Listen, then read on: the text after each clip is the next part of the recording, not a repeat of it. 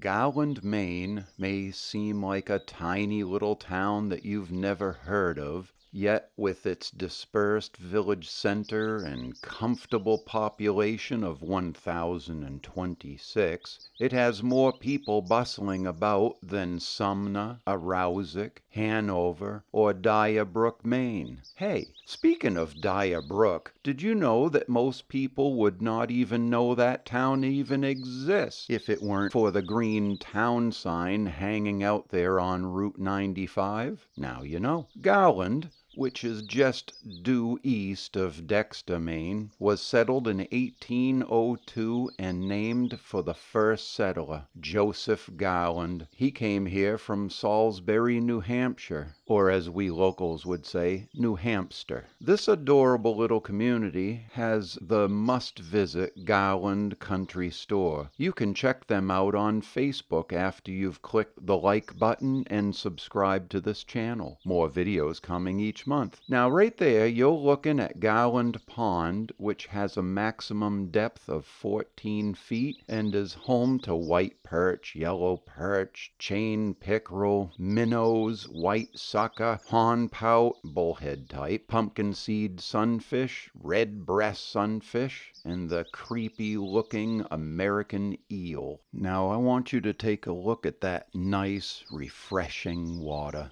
If you get it in your mind to come up here to Garland to go swimming, I want you to know that there are no lifeguards on duty. Like the sign says, swim at your own risk. Now, if you happen to be in the area, you're going to want to stop by the Garland General Store for a hoagie, steak and cheese sandwich, pizza. It all sounds so yummy. Now, I hope to see you there. Thanks for watching this video. There are more coming. Stay tuned and subscribe to the channel.